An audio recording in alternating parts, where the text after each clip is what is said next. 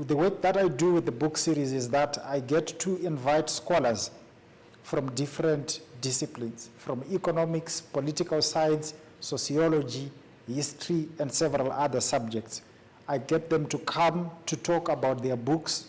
I get them to come to briefly describe the major themes and the central arguments that they advance in much of their latest works that are usually published by peer-reviewed scholarly journals or peer-reviewed scholarly academic or university presses.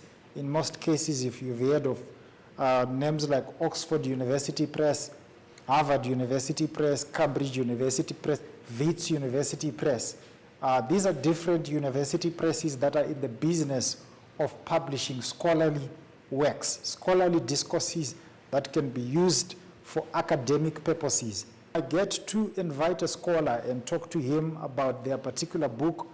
I usually get to do this in a period of about 30 minutes or 25 minutes. They get to really break down what the core ideas of the book is and what the central argument of that book is. This is very important because it enables the readers, it enables any curious researcher or reader to understand much more deeply, because in most cases, if you read the back cover of a book, the summary that you usually get there is not enough to make you understand the core issues and the core ideas that are advanced in that book before you get to buy it. So if you are to listen to a podcast, if you are to listen to an interview that is usually 25 minutes to 30 minutes long, it can enable you to understand the core issues that are discussed in the book in a much more comprehensive and detailed way before you make the decision to buy a copy of the book.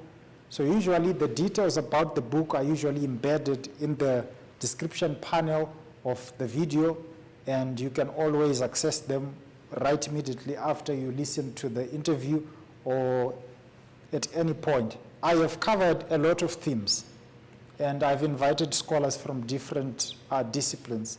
One of the questions that I've been asked by others before is that, how do you get to interview people from different disciplines, and what's the relationship between those books? So when we create a series, for example, you can see on the board we have a series on colonial history. I get to invite scholars that have written books that address this particular theme. So this theme is not just addressed by historians alone, it's also addressed by political scientists, by sociologists, by anthropologists, by all sorts of different scholars from different disciplines. So this is a way to integrate different disciplines and to integrate different discourses for the benefit of our student community. One of the biggest problems we have in the academic spaces today is that we do not communicate with each other. People in history do not communicate with people in sociology. People in economics do not communicate with people in food science. But all these disciplines have a very close relationship. They have a close relationship that requires significant attention.